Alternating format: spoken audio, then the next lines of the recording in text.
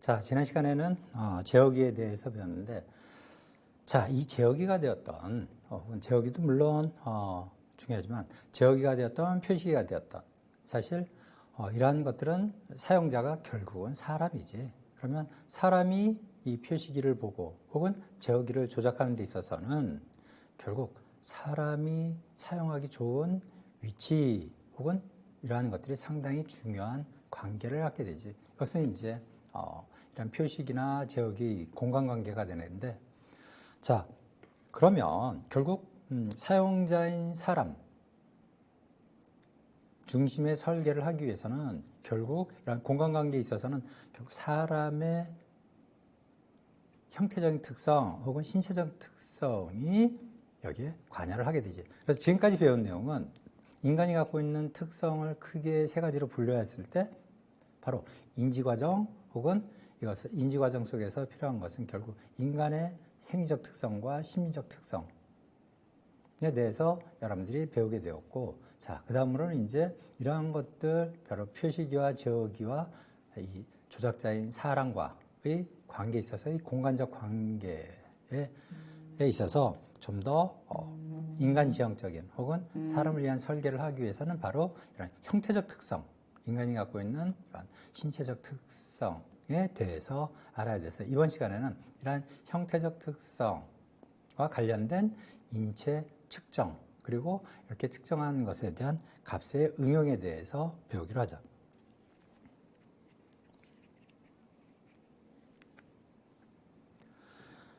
자, 결국 사람은 10명이 모이면 10명이 다 다르다고 하는 것은 물론 생각뿐만이 아니고 이런 생리적인 혹은 심리적인 특성 외에도 형태적인 면에 있어서 다 다르지. 다 우리 10명이 모이면 다 키가 다르고 또 체중도 다르고 또 체형도 다르고 하는 것처럼. 자, 그래서 이러한 인체 특성치에 대해서는 결국 상당히 많은 다양성을 갖고 있다는 것. 그리고 이런 인체 측정 값을 응용해서 좀 더 사람 중심의 설계를 할 때 이러한 것들을 응용할 때 지켜야 되는 원칙. 그리고 이러한 인간이 갖고 있는 인체 특성을 고려한 설계는 어떠한 것인지 하는 것. 그리고 이러한 인체 측정 값을 적용하는 데 있어서도 그런 적용 절차는 어떠한지. 그리고 이러한 기계의 표시기 혹은 제어기를 통해서 기계와 인간이 같이 협업을 한다고 할 때 이런 작업 공간의 설계는 어떻게 해야 될지 하는 내용에 대해서 이번 시간에 좀 더 구체적으로 배우도록 하죠. 자, 인간의 치수를 측정하는 것은 이제 인체 측정이라고 해서 이것은 뭐 100여 년 전에 독일에서 마틴이라는 사람이 인체 측정학이라는 교재를 만들면서 인체 측정학이라는 학문으로서 자리매김을 하게 되었는데, 인간의 신체를 측정하는 과학적인 방법에 관한 것을 다루는 것이 바로 인체 측정학이라고 할 수가 있어. 그래서 인체 치수 그리고 인체의 동작에 관련된 것들을 주로 다루는 것이 인체 측정학이라고 할 수가 있는데, 자, 인체 치수는 분리해 보면 뭐 다양한 치수 값을 가질 수가 있겠지. 자, 이러한 치수가 크게 대변을 해보면 우선 인간의 형태적인 면에 있어서 가장 그 구조와 관련된 구조적인 인체 치수, 이것은 뭐 서거나 앉거나 혹은 했을 때 이런 인간의 골격계에 의해서 형성되는 것들, 이런 것들을 구조적 인체 치수 혹은 이러한 것들은 인간이 가만히 움직이지 않고 있는 정적인 자세에서 나오는 값이라고 할 수가 있어. 거기서 기능적 인체 치수, 기능적 인체 치수는 결국 우리 인간은 근육을 움직여서 근육뿐만이 아니라 골격근과 골격계의 근육과 뼈를 움직여서 우리가 활동을 하게 되는데, 이러한 기능을 수행할 때 생기는 인체 치수가 있는데, 이러한 것들이 이제 동적인 인체 치수라고 할 수가 있죠. 그래서 구조적인 인체 치수는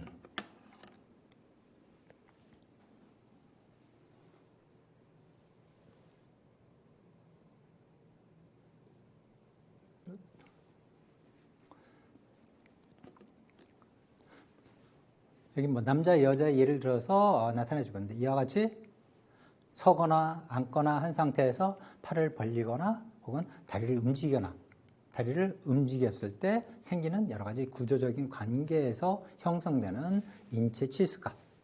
그래서 우리가 쉽게 여러분들 신체 검사라는 걸 하게 되면 뭐 가장 기본적인 키, 그다음에 팔 길이, 어깨까지 높이 등등 이런 것들, 앉아 있을 때 앉은 키라든지 이런 팔 길이, 다리 길이 이러한 것들이 바로 구조적인 인체 치수라고 할 수 있는데, 이러한 것들은 몸을 움직이지 않고 정적인 고정시킨 자세에서 측정한 인체 치수, 인체 값, 이러한 값이라고 할 수가 있지. 그래서 이러한 것들은 결국 우리 골격과 근육에 의해서 결정되어지는 값들이라고 할 수 있어. 그래서 팔 길이나 다리 길이, 바닥에서부터 머리 끝 두 정점이라고 하는데, 여기까지 거리 이런 것들을 나타내고, 혹은 관절에서 관절까지의 길이라든지 이런 것들. 예를 들어 팔 길이라고 하면 어깨 관절에서부터 발끝까지 이렇게 측정하게 되는 이러한 값들이라고 할 수가 있어. 그 밖에 이런 구조적인 인체 치수에는 그 밖에 여기 머리 둘레라든지 이런 것처럼 결국 이런 뼈나 골격이나 근육에 의해서 형성되는 것들. 그래서 팔 두께라든지 이런 것들. 이런 것들은 이제 구조적 인체 치수로 분류되는 것들이고, 이제 기능적 인체 치수는 인간이 활동을 하면서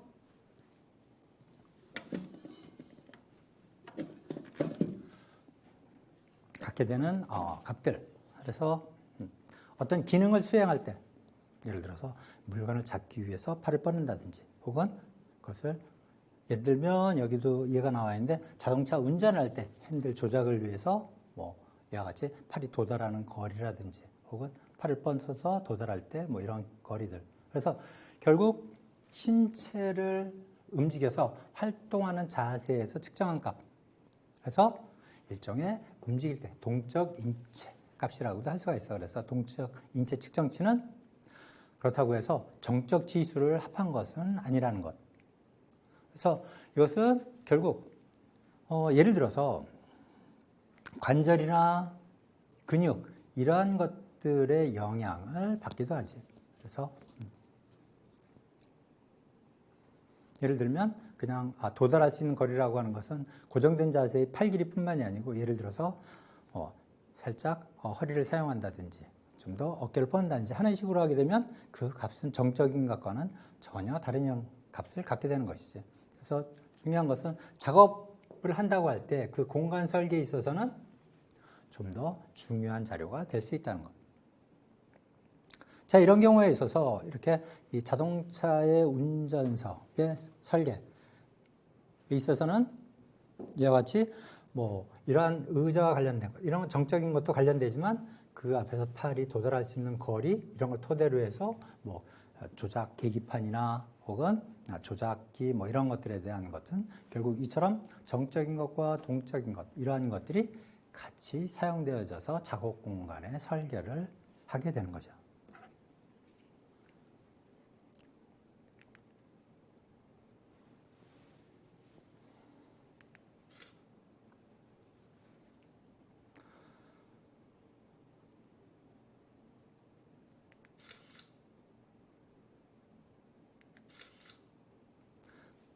자, 통상적으로 외국 같은 경우는 야드라든지 후트라든지 이런 거 쓰겠는데, 보통 1야드 하면 우리가 3걸음을 뛰었을 때 하는 정도, 그래서 3피트. 그러니까 보통 1야드고 보통 12인치 정도 되는, 그래서 발의 크기를 우리가 풋이라고 하고, 인치는 이와 같이 보통 2.54 정도가 되는데 우리 엄지손가락의 길이 정도. 이건 서양이나 동양이나 크게 달라지지 않아서 우리가 동양에서 얘기하는 치라고 하는 것은 보통 한 손가락의 폭을 이야기하고 한자라고 하는 것은 우리가 한 뼘이라고 하는, 그래서 보통 한자가 10치 정도를 나타내고 거기에 한마, 한길, 한장 이런 거 사용하는데 최근에는 뭐 이런 이 단위는 잘 쓰지는 않지. 근데 우리 문화 속에서는 예부터 많이 사용한 것이기 때문에 많이 녹아져 있는데 현 시점에서는 이제 미터법을 쓰기 때문에 그래도 아직 뭐 여러분들이 재래시장이나 이런 데 가보면 거래할 때는 이런 단위를 우리가 종래선 이런 동양의 단위를 많이 쓰고 있지. 통상적으로 여러분들 이런 그림은 많이 봤을 텐데 이건 레오나르도 다빈치가 비트루스의 표준 인체를 그린 것인데 여기서 보면 보통 여기서 야드라고 하는 것은 우리가 보통 얘기하는 한마 정도로 표현되는 것을 볼 수 있고 여기서 이 붓이나 그 다음에 뭐 이런 것을 나타내고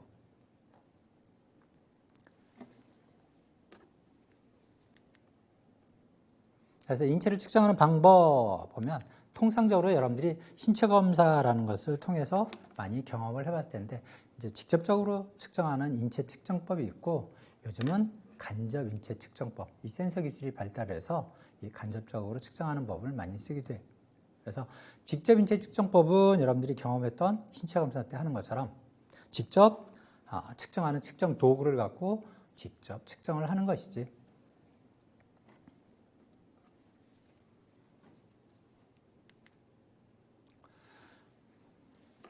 그래서 이런 건 여러분들이 신체 검사할 때 본 적이 없겠지만은 일반적으로 이것이 학술적 혹은 과학적인 자료를 쓰기 위해서는 직접 측정을 한다 그러면 이와 같은 여기서 뭐 전통적인 측정 도구라고 써져 있는데 이건 마틴식 측정기라고 하는 것을 사용하게 돼.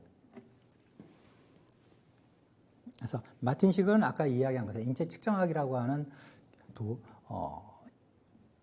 책을 집필한 이 마틴이란 사람의 명칭을 따서 그 사람이 제안한 이러한 측정기를 사용하게 돼. 그래서 이런 두께나 주위 둘레를 재는 것, 주위 둘레를 재기 위한 줄자, 그 다음에 이런 캘리퍼스 같은 걸 통해서 길이라든지 이런 걸 측정하기 위한. 그래서 전체 5개로 구성이 되어 있는데 이런 측정기를 사용해서 하는데 이렇게 하는 것은 결국 측정하는 데 비용이 적게 들어간다는 것이지. 직접 하기 때문에. 그리고 이런 측정기는 간편하게 되어 있어서 여러분들 실험실에도 있는데 조그만 가방 속에 들어가서 쉽게 들고 다닐 수가 있기 때문에 이동하면서 계측이 용이하다는 것. 그런데 이것도 사람이 하다 보니까 어때? 측정하고 기입하는데 오류가 생길 가능성이 있다는 것. 그래서 이것을 인체 측정을 하기 위해서는 사실 훈련을 좀 받아야 돼. 그래서 측정하는 데 있어서도 예를 들어서 우리가 일반적으로 얘기하는 신장 혹은 키라고 하는 것, 이것은 통상적으로 바닥에서부터 머리끝은 어디냐면 이제 두정점이라고 해서 머리에 가장 똑바로 선 자세일 때 높은 지점 여기까지를 측정하는 것인데 이 두정점이라는 걸 찾는 것도 좀 쉽지가 않지. 또 이렇게 머리카락으로 둘러싸여 있기도 하고 그래서 사람에 따라서 어느 지점을 재느냐 하는 것에 따라서 측정하는데 이것이 오차가 생길 수가 있고 혹은 오류가 생길 수가 있지.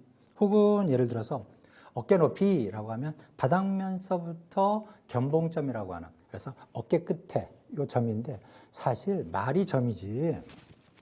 물론 측정을 할 때는 거의 반나치 상태에서 측정을 하게 되는데 직접 측정을 하게 되면 그때 이 어깨 끝에 나와 있는 이 뼈의 끝점을 찾아야 되는데 이걸 견봉점이라고 하는데 사실 이 또 뼈만 있는 것이 아니고 그 위에 근육이 둘러싸여 있기 때문에 거기에서 찾는다는 것. 이것은 결국 숙달되지 않으면 이 각 측정점을 찾는 것이 쉽지 않다는 것. 그리고 이것을 또 숫자를 읽어드릴 때도 자 이와 같은 캘리퍼스의 값을 읽는데 그 값을 조금 밑에서 보느냐 위에서 보느냐에 따라서 읽는 수치 값이 달라질 수가 있다는 것. 그래서 뭐 요즘 더 명확하게 나오면 뭐 여기에 뭐 디지털식으로 돼서 센서로 해서 값이 읽혀지는 그런 것도 있지만 아직까지 인체 측정할 때 직접 인체 측정할 때는 이런 전통적인 것을 쓰지 거기에 뭐 디지털화되거나 한 것은 쓰질 않는데 이처럼 측정하고 그 값을 읽고 기입하는데 오류나 오차가 생길 가능성이 있다는 것. 그래서 또 측정할 때는 통상적으로 선자세, 아까 그림에도 보았지만 기본적으로 선자세와 앉은 자세 이 두 가지가 기본 자세가 되는데, 그리고 정적인 측정 혹은 구조적인 인체 측정 값을 측정할 때, 직접 측정할 때는 선자세와 앉은 자세를 하게 되는데, 자, 선자세 할 때 이때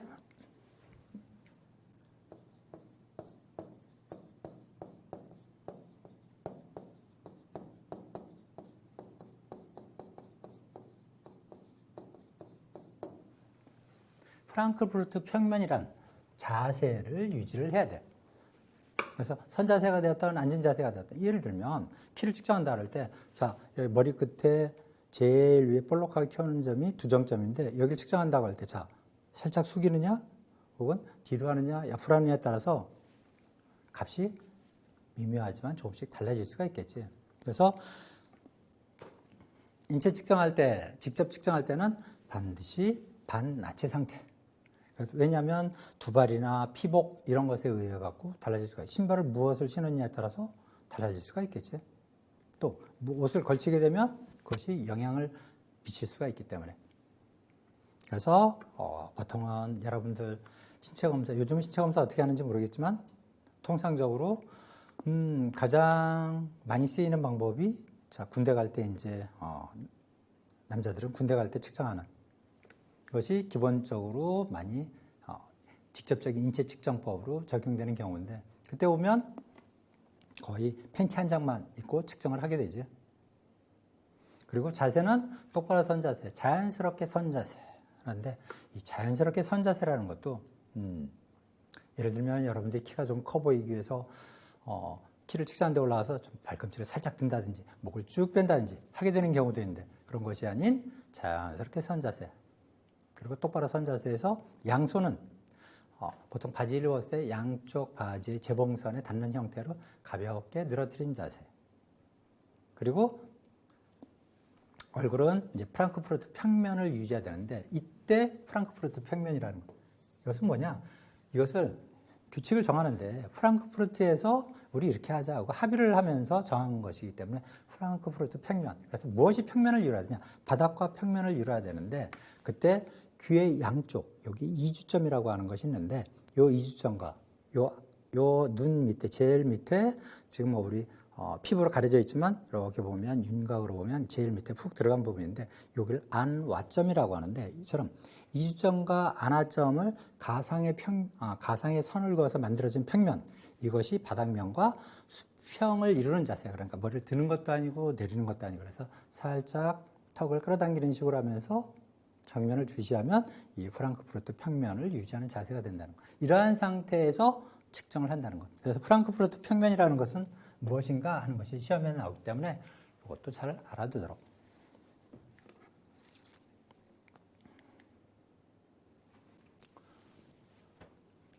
자, 간접적으로 인체를 측정하는 법. 이건 이제 최근 들어서 센서 기술 이런 것들이 발달을 하면서 이제 측정을 하게 되는 것인데, 이것은 뭐 여러분들이 공상과학 영화에서나 본 것처럼 이 컴퓨터와 카메라를 이용해서 측정을 하는 거야. 그렇기 때문에 뭐 피실험자가 와서 직접 측정을 하기 위해선 아무래도 피부에 접촉을 하게 된다든지 뭐 등등 있고, 또 옆에서 뭐 차가운, 아까 보면 마틴식 측정기라고 하는 것이 이 쇠로 만들어져 있는데, 그냥 그렇기 때문에 이러한 것들이 피부에 닿을 때의 뭐 거부감 이런 것들도 있는데, 그렇지만 이것이 간접적으로 측정하고 그냥 피실험자는 똑바른 자세를 유지하고 가만히 서 있기만 하면 카메라가 한번 찍고, 그 다음에 뭐 그것은 물론 3차원으로 찍어야 되겠지만 그렇게 해서 찍는 방법. 또 뭐 요즘 최근에는 무슨 여러분들 캡슐처럼 생긴 안에 들어가 있으면 여기에 한번 빙 돌아서 카메라가 찍히면서 찍어서 자동적으로 모든 신체 치수 값을 환산해내는 그런 장치라서. 그러면 결국 이러한 것들은 아까 이야기했던 사람이 측정했을 때 생기는 여러 가지 오류 혹은 오차를 적게 하는 방법이 있습니다. 그렇지만 이 기계가 갖고 있는 정밀도가 어느 정도냐 하는 거에 따라서 측정기가 갖고 있는 오차도 있을 수 있다는 것. 또 중요한 것은 뭐냐면 이렇게 되다 보니 장비가 상당히 거대해지겠지. 예를 들면 캡슐 안에 서 있다 해도 캡슐 하나 그 자체가 상당히 갖고 이동하기 쉽지 않고. 그래서 아예 그러한 것들이 무슨 차 같은데 아예 세팅이 돼 있어서 차가 이동하면서 측정을 한다든지 하게 되는 경우가 대부분이라고 할 수가 있어. 근데 뭐 그런 또 최신 설비는 어마어마하게 값이 비싸기 때문에 이처럼 카메라를 두세 대를 이용해서 이것을 카메라 촬영해서 찍고 이러는 데 있어서 세팅하는 도 그렇고 사실 이동해 가면서 그렇게 되면 계측하기가 어렵지. 아예 이것이 펑셔널하게 세팅이 돼 있어서 그냥 전체적으로 차 한 대 세팅이 돼 있다든지 하는 경우, 이런 경우에는 이동하면서 그나마 할 수가 있는데, 그래서 이와 같이 각각의 측정점들을 자동적으로 환산해서 값을 한다든지, 뭐 이것은 그러한 자동화 되기 이전 이와 같이 신체 각 부위에 센서를 부착하고 촬영을 한 다음에 여기에서 컴퓨터에서 판독을 해서 각각의 인체 측정 값을 도출하는 방식이라는 것들이 간접 인체 측정법이라고 할 수가 있어. 그래도 지금은 센서 기술이 상당히 좋아져서 잠시 후에 소개할 사이즈 코리아라고 해서 국립기술표준원에서 이런 인체 측정에 대한 표준을 만들고 이러한 것을 통해서 좀 더 우리 산업 제품이라는 것들을 보다 우리 사람, 특히 우리 대한민국 사람에게 맞는 제품을 만들기 위해서 사이즈 코리아라는 국가적인 프로젝트를 실행했었는데, 그때 참여한 것이 2000년 근데 초반이었는데, 그때 내가 참여했던 부분은 이런 인체 측정을 하는 데 있어서 각각의 측정 포인트와 측정 방법 이러한 것들을 만드는 거였고, 다른 팀에서는 이와 같이 이제 간접으로 측정하는 방법에 대한 연구를 했었는데, 그때만 해도 초보적이었는데 지금은 뭐 한 20년 가까이 지나서 그때를 기준으로 해서 지금 보면 상당히 많이 진화는 한편이라고 할 수가 있는데, 그래도 아직까지는 직접적인 측정법을 기본으로 사용하고 있다는 것. 이제 앞으로는 전부 간접 측정 방법으로 바뀌겠지. 점점 이런 센서 기술 혹은 컴퓨팅 기술이, 프로그래밍 기술이 발달하기 때문에 이제 간접 인체 측정법으로 전부 바뀌어갈 거라고 생각을 해요. 그래서 이런 사이즈 코리아라는 국가기술표준원에서 국가적으로 시행하고 있는 사업이라고 할 수가 있어요. 그래서 이렇게 인체 치수를 조사를 해서, 한국인의 인체 치수를 조사해서 이러한 것들을 각 제품을 만드는 각 기업이나 공공기관에서 그냥 사용할 수 있도록 제공하는 국가 서비스라고 할 수가 있어.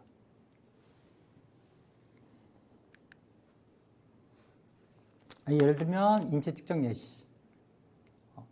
내가 참여한 팀에서 정한 것이 바로 이와 같이, 예를 들어서 굽힌 팔꿈치 높이다 하면 굽힌 팔꿈치 높이는 바로 바닥면, 이 같은 바닥면에서 팔꿈치를 구부렸을 때 아랫부분에 나와 있는 돌기 부분까지인데 이때의 수직거리다 하는 것을 정의하고, 자세는 아랫팔을 90도로 올리고 인체 측정학적 선자세를 취한다. 바로 인체 측정학적 선자세가 바로 자연스럽게 선자세에서 얼굴은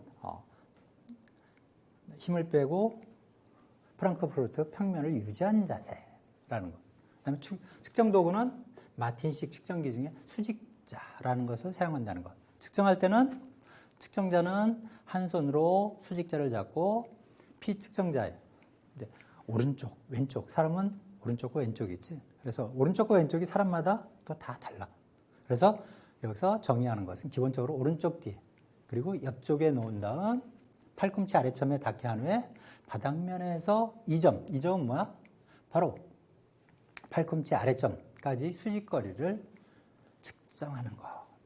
이런 식으로 이제 정의를 하고 했었는데, 이러한 것들은 사실 뭐 기본적인 것은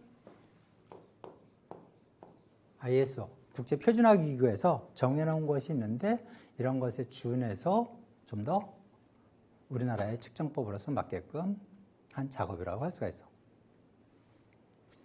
그래서 이때 이렇게 해서 사이즈 코리아에서 측정한 값을 보면 연령대별로 보면 20에서 24, 50에서 60, 60에서 69 이런 식으로 나눴는데 자, 이것은 뭐냐면 이게 청년기, 그 다음에 중고령, 그 다음에 고령자 이런 식으로 분류해서 보면 남자와 여자 해서 값은 주로 평균값과 표준편차로서 나타내고 다시 뒤에서 설명하겠지만 주로 이제 인체 측정 값은 정기 분포를 따르고 있기 때문에 이와 같이 평균값과 표준편차를 나타내고 그 다음에 백분위 수, 퍼센타일이라고 하는 것.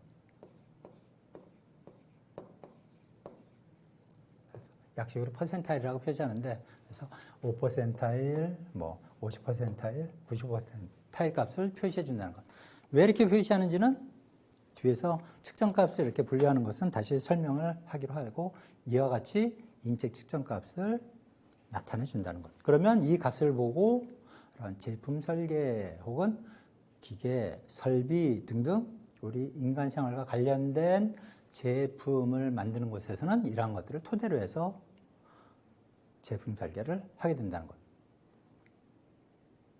그러면 결국 이러한 것을 토대로 하기 때문에 결국 우리 대한민국 사람에게 좀 더 사용자 친화적인 혹은 사람 중심의 설계를 할 수가 있는 것이죠.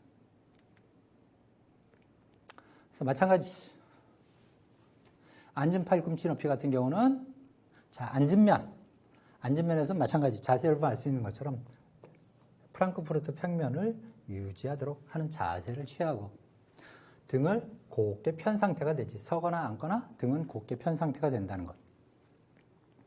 그래서 이때도 사용하는 것은 수직차. 그렇지. 그래서 이와 같이 연령대별로 이와 같이 인체 측정을 해서 값을 나타내 준다는 것.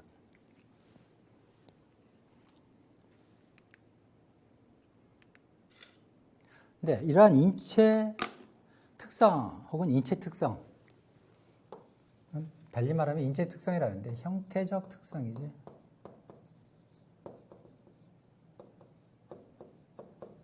다시 한번 얘기하면 자, 인간공학에서 지향하는 휴먼 오리엔티드 혹은 사람 중심, 사용자 중심의 설계를 하기 위해서는 결국 지금까지 배웠던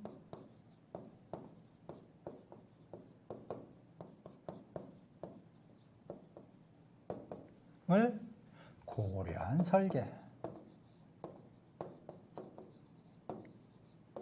설계가 바로 인간공학적 설계라는 것. 그래서 우리가 인간공학적으로 설계되었다. 예를 들면 여러분들이 어디 잡지나 혹은 매스컴, 매스미디어 등을 통해서 볼 때 어떤 신제품이 나오면 통상적으로는 외국에서는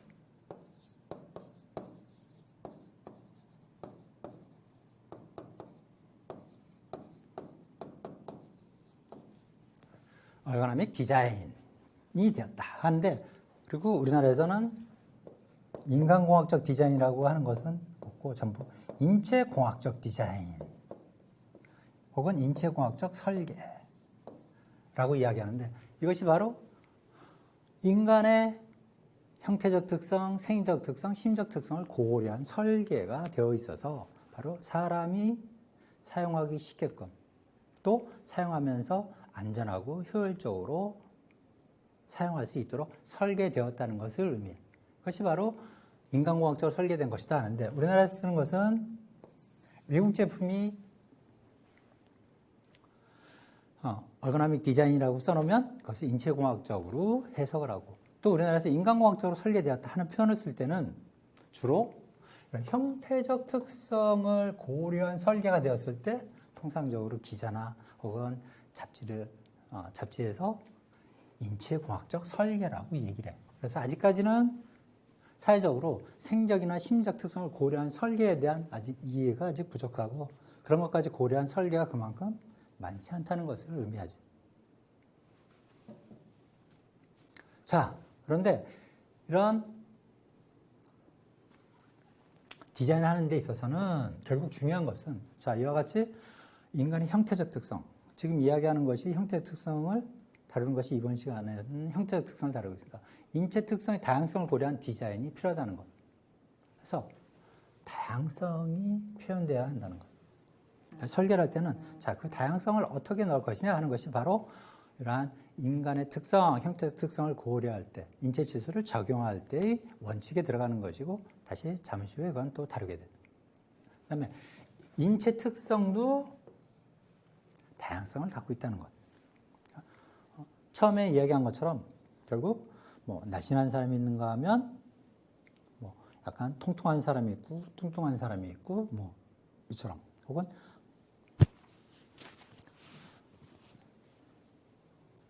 또 인체 특성의 다양성을 고려한 디자인 원리 이런 것들에 대해서 이제 여러분들이 배우게 돼요. 자, 다양성은 어떻게 표현되느냐?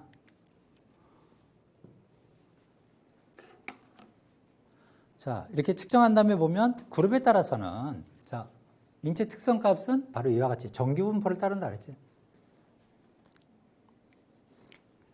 여러분들 주변에서 일어나는 자연현상은 대부분 정규분포를 따르게 돼 있어. 근데 여러분들 성적도 보면 산출해 보면 이 정규분포를 이루게 돼. 자, 그래서 인체 측정 값을 보게 되면 예를 들어서 신체 같은 경우는 마찬가지. 신체의 뭐 신장, 몸무게 이런 것도 마찬가지지만 이와 같이 그런데 이러한 것들이 그룹별로 A그룹, B그룹, C그룹 하는 식으로 나눠질 수가 있다는 것. 그래서 그룹에 따라서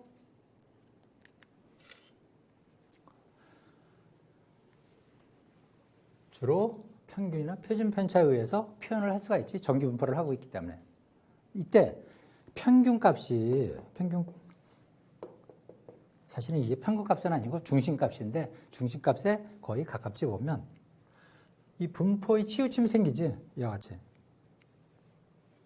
그리고 또 분산 정도를 나타내는 것이 이 폭인데 이 분산 정도가 넓은가 하면 C그룹 같은 경우는 그 분산이 퍼지는 정도가 더 넓은 걸 볼 수 있지. 이와 같이 이 평균 그리고 이 표준 편차에 의해서 혹은 분산에 의해서 퍼진 정도를 달리 보이고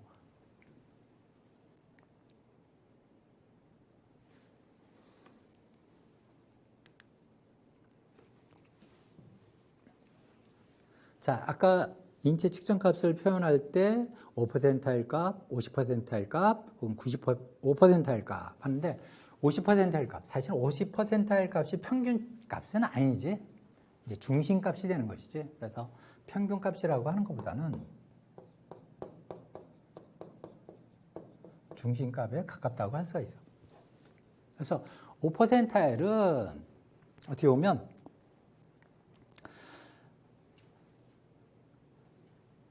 전체 100분위수 중에서 5분위수에 해당하는 거니까 전체 중에서 적은 값에 해당하는 것이지. 이건 키로 봤을 때는 작은 사람.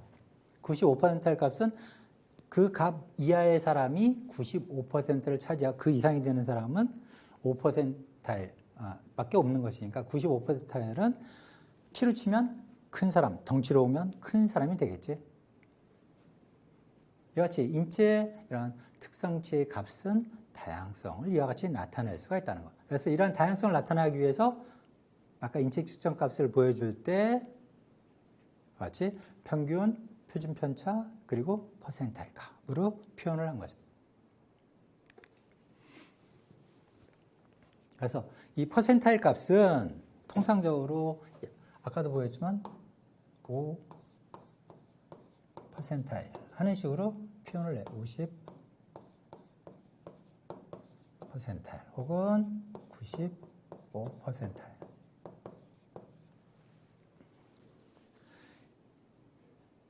이 각각 뭐 극단적으로는 99%타일도 있을 수 있는데 이때 구할 때는 바로 이 개수에 의해서 구한다는 것. 그래서 각각 퍼센타일에 따라 개수값이 있는데 이걸 통해서 구하게 되지.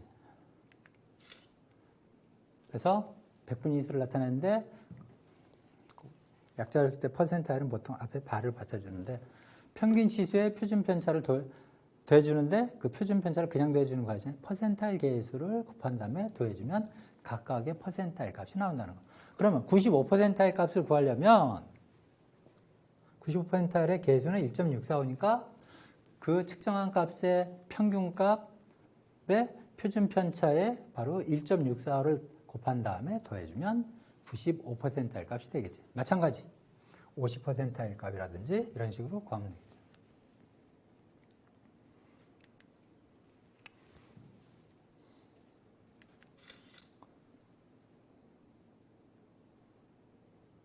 자, 그래서 평균적인 사람이라는 건 없지. 이건 허상에 불과한데,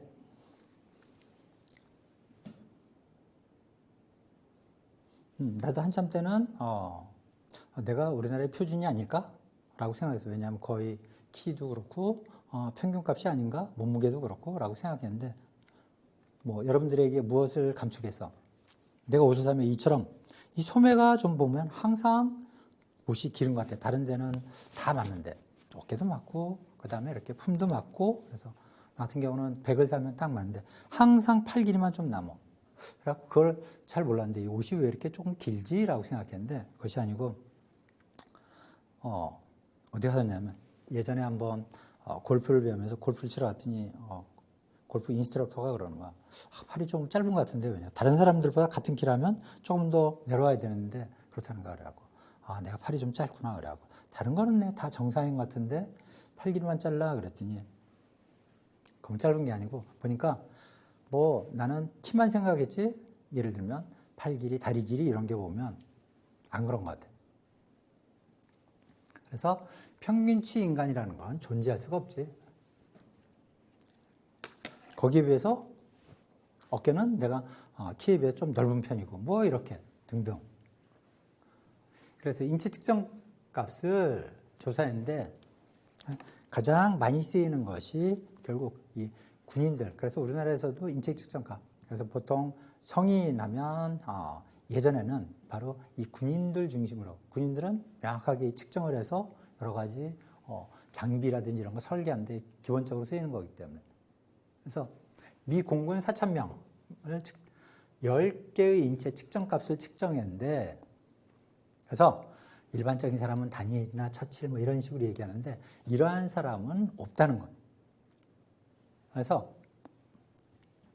이 평균의 범위를 보통 마이너스 15% 플러스 15%까지 이 평균 범위에 들어가는 원래 평균값은 15% 하는 것이 이제 보통 평균값이라고 하는 것이 68.3% 안에 들어가는 건데 그렇게 안 잡고 그냥 평균에서 15% 빼고 플러스 마이너스 15%를 했을 때 이 평균 범위에 들어가는 사람들이 얼마나 되냐 한 거 했더니 키가 평균인 비율은 26%.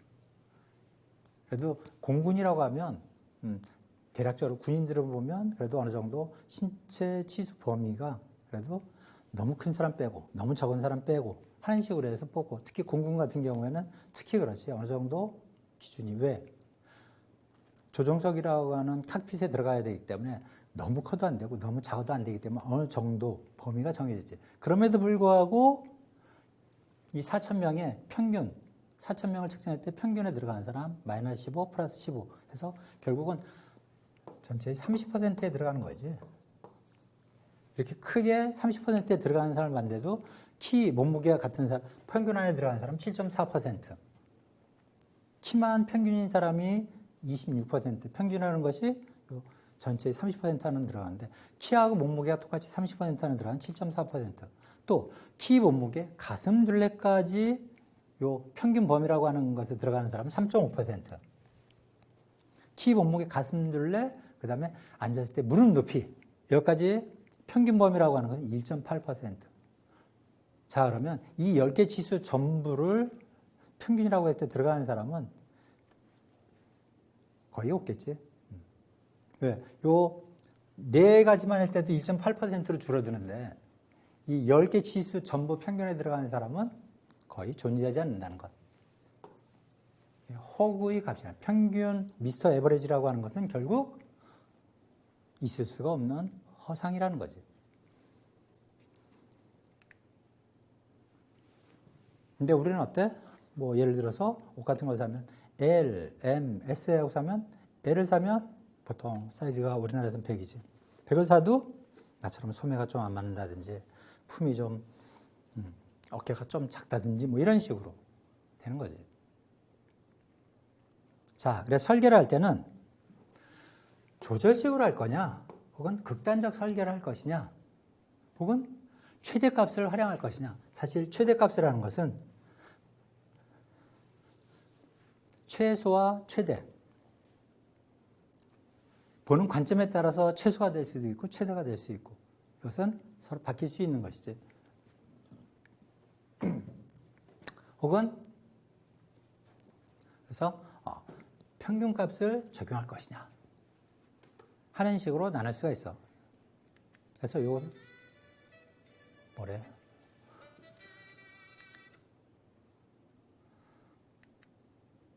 자, 조절식 설계. 이것은 사용자가 직접 그것을 조절할 수 있는 거예요. 예를 들어서 여러분들 집에 사용하고 있는 뭐 의자, 책상에 있는 의자 같은 거, 조절식. 그래서 책상은 조절식으로 하는 경우가 많지 않지만 요즘 그래도 간혹 책상도 조절할 수 있도록 나오는 것이 있는데, 통상적으로는 의자, 오래 앉아 있다 보니까.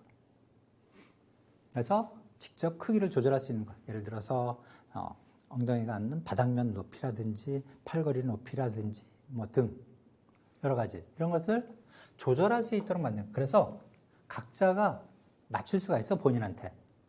이러한 것이 바로 조절식으로 만드는 것이라고 할 수가 있어. 또 극단값을 이용한 설계.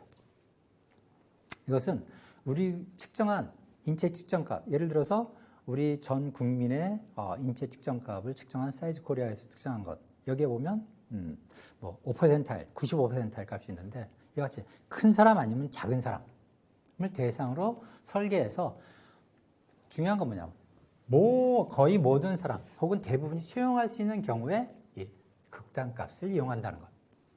그래서 그때 극단값은 최소값이 될 수도 있고 최대값이 될 수도 있다는 것. 자, 그럼 이런 극단값을 이용할 때, 자, 바로 우리가 설계할 때 가장 기본적인 설계는 뭐야? 사람을 위한 거고, 혹은 휴먼 오리엔트된 사람 중심의 설계를 한다는 건 뭐냐면 결국 약자를 위한 설계라고 할 수가 있어. 자, 근데 이 약자가 우리가 통상적으로 생각하는 약자, 그래서 우리가 생각하는 약자면 노약자 할 때 보면 너무 힘이 없는 노인 혹은 어린아이 혹은 임산부 혹은 여자 뭐 이렇게 생각하는데, 이때 설계할 때의 약자는 그것이 어떻게 적용되느냐에 따라서 약자인 경우가 달라져. 예를 들어서 자, 힘을 사용해서 할 때, 자, 우리가 어떠한 도화를 연다든지 할 때, 도화를 돌리는 힘을 할 때는 가장 힘이 적은 사람을 약자로 봐야 되지. 자, 그러면 우리가 서서 이렇게 작업을 한다든지 할 때 이 서서 작업하는 작업대의 높이는, 자, 키 큰 사람한테 맞춰야 될까? 키 작은 사람한테 맞춰야 될까? 여러분들 한번 생각을 해보지. 자, 이때 키 큰 사람한테 맞추느냐, 키 작은 사람한테 맞추느냐 할 때 약자는 누구야? 통상적으로는 키 작은 사람을 우리는 보통 약자라고 생각을 하지. 자, 그런데 아까 이야기했던 조절식이 아닌 경우, 이게 고정식이 될 경우에는 우선 약자를 위한 설계가 되는데, 이때의 약자는 누구냐 하면 키 큰 사람이 약자. 통상적으로 키 큰 사람은 약자가 아닌 그 반대 강자라고 생각하는데, 그것은 뭐 예를 들어 스포츠에서 키를 이용한 것 같아. 배구, 농구 이런 거 할 때는 키 큰 사람이 강자가 될 수 있지. 혹은 축구에서 골키퍼 같은 경우는 키가 크면 좀 더 강자라고 할 수 있어. 또 너무 커도 밑으로 오는 공은 그만큼 막는데 넘어져서 막는데 시간이 걸리기 때문에 이건 또 밑으로 오는 공은 또 약자가 될 수도 있지만, 어쨌든 일반적인 것은 그런데, 자, 그러면 이 서서 하는 작업에 있어 키 큰 사람이 왜 약자가 되느냐? 자, 책상을 설계했을 때 이것을 키 작은 사람이 약자다 생각, 키 작은 사람한테 맞추면 키 큰 사람은 어떻게 돼? 계속 작업하는 동안에 구부리고 해서 허리가 아프게 되겠지.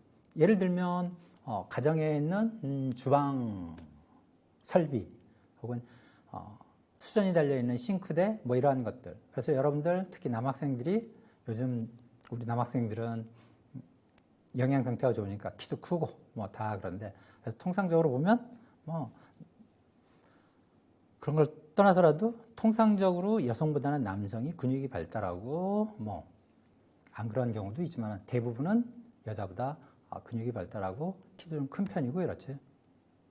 그래서 보면 이러한 가정에서 이러한 주방에서의 일은 통상적으로 여자가 한다는 것이 지금까지는 통상적인 개념이었기 때문에 이러한 설계는 주로 누구한테 맞춰? 아까 그런 인체 측정값이 있다면 남자, 여자 이렇게 나눠져 있으면 여자한테 맞추게 되지. 그리고 거기 퍼센타일이 누가? 작은 사람이 약자라고 생각해서 가장 작은 퍼센타일이 여자한테 맞추게 되면 그보다 큰 사람들은 항상 구분해야 되고, 그래서 나도 경험하고 여러분도 경험해봤지만 가서 설거지라도 도와주려고 좀 하고 설거지 양임할 때 한참 하고 있으면 허리가 뻐근한 걸 금방 느끼지. 자, 그런데 그렇기 때문에 이것을 키 큰 사람한테 맞췄다. 키 큰 사람은 편하게 할 수가 있지. 그럼 키 작은 사람은 어쩌라고? 키 작은 사람은 더 힘들어지지 않냐 그러는데, 키 작은 사람은 그때 밑에 받침대라도 놓고 자기한테 맞게끔 본인이 어느 정도 조절식은 아니지만 그 조절을 할 수가 있지. 근데 집에서 키 큰 사람이 그렇다고 다리를 구부리고 하면 그것도 힘든 일이고, 그렇다고 밑에 바닥을 파놓을 수도 없고. 그래서 약자의 개념은 달라진다는 것. 근데 인간공학에서는 바로 누구를 위한 설계냐? 약자를 위한 설계가 바로 인간공학에서 지향하는 거죠.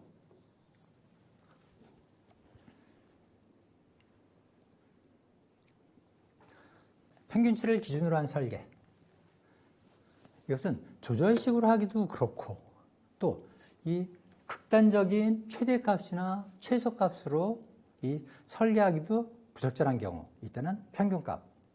이 부적절한 경우는 뭐냐면 일단은 가장 큰 게 경제 논리지.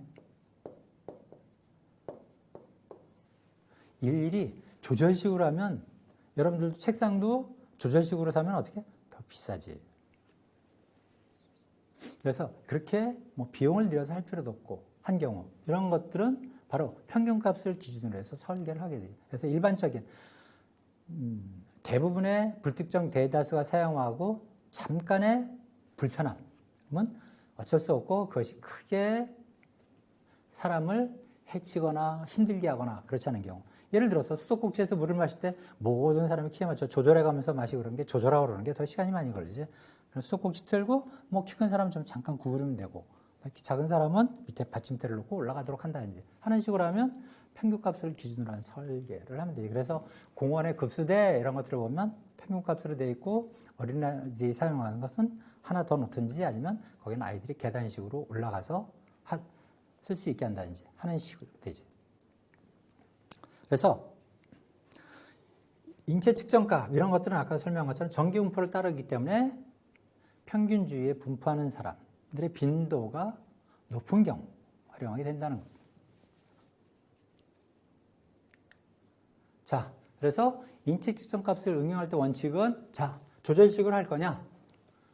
이것은 조절식으로 해야 된다. 하게 되면 조절 범위를 어떻게 할 것이냐. 그래서 여성 5%할 값에서 남성 95%할 값으로 하게 되면 결국 여성 5%일 가장 약자, 또 남성 95%일이 넘어가면 그것도 약자가 될 수 있는데, 이런 사람 다 커버하고 사용자의 90%가 만족할 수 있는 설계가 된다는 것. 자, 그럼 조절식이 아니야. 그럼 극단적인 설계를 한다. 그러면 평균값을 할 것이냐, 극단적인 설계를 할 것이냐, 그러면 최대값을 하는데 그 최대값은 약자인 어디를 약자로 할 것이냐, 최소값이 될 수도 있고 최대값이 될 수 있다는 것. 자, 최소값으로 하는 경우는 여성 5%의 값을 토대로 한다는 것. 예를 들면 이런 경우 작업 선반 높이는 여성 5%로 해야지. 그렇지 않으면 상당히 예를 들어 갖고 최대가 남성 95%에 맞춰 놓으면 전체의 95%가 불편하게 되는 것이지. 힘들고. 선반 높이, 그다음에 조정장치 거리. 조정장치 거리는 뭐냐? 예를 들어 운전석에 도달하는 거리라든지 이런 것처럼, 혹은 서서 작업할 때 닿는. 그러니까 지금 조정장치는 뭐야? 바로 제어기지, 제어기. 지금 지난 시간에 배웠던 제어기 설계, 이런 최소값. 근데 최소값인 경우는 점검구, 비상구 이런 것들. 왜? 비상구 같은 경우, 탈출구 이런 게 너무 작은 것에 맞춰지면 그 나머지 사람 통과를 못한다든지, 혹은 저렇게 되면 95%이면 사실 비상금 같은 경우도 나머지 5%는 좀 머리를 숙이고 대피를 한다든지 할 수가 있겠지. 그래서 예를 들면 안전한 게 중요한, 예를 들어서 놀이터의 그네라든지 뭐 등등, 혹은 어떤 저 그네는 그런 그네뿐만이 아니고 뭐 안전그네라고 해서 예를 들면 지난 시간에 배웠던 것처럼 건설, 안전에 배웠던 것처럼 높은 곳에 작업할 때는 통상 생명줄을 걸고 그 다음에 안전그네라고 생명줄을 걸게 되는데, 이때 안전그네 이런 것도 견딜 수 있는 중량 이런 것들을 계산할 때 사실 그 최대차인 95% 그 이상도 견딜 수 있도록 해야 되죠. 왜? 사람 목숨하고 관련된 거니까. 나머지 그 남성의 5%는 치명적인 상황이 되면 안 되겠지. 그래서 맥시멈 값을 노출한다든지 클리어런스, 여유 공간 이런 거. 예를 들어서 저런 여유 공간을 앉아서 작업할 때에 뭐 예를 들면 여러분들 지금 요즘은 비대면이기 때문에 강의실에 못 나오지만 강의실에서 책상에 앉았을 때 책상 밑과 바로 뒤태 부위 사이에 여유 공간 이런 걸 이제 클리어런스라고 하는데, 이런 것들 이런 최대값을 활용해야 돼. 자, 이런 극단적인 설계가 아니다 하는 경우에는 아까 얘기했던 그 경제성 이런 걸 생각하고 뭐 그렇게 크게 잠깐 동안의 불편함 정도를 해야 되는 정도 같으면 남녀 혼합 50%의 값을 활용한다는 것. 자, 이렇게 우선 여러 가지 원칙 중에서 인체 측정 값을 적용하는 데 있어서 응용 원칙에 대해서 다루는데, 다시 한번 여러분들 주위에 있는 것들이 바로 어떤 식으로 설계되는지, 이 조절식으로 되어 있는 거냐, 혹은 조절식이 아닌 극단 설계로 되는데 최소값을 응용했냐, 최대값을 한 것이냐, 혹은 평균적인 이 디자인 적용 치수를 활용한 것인지 한번 검토를 해보는 것도 좋을 것 같아요. 자, 오늘은 여기까지.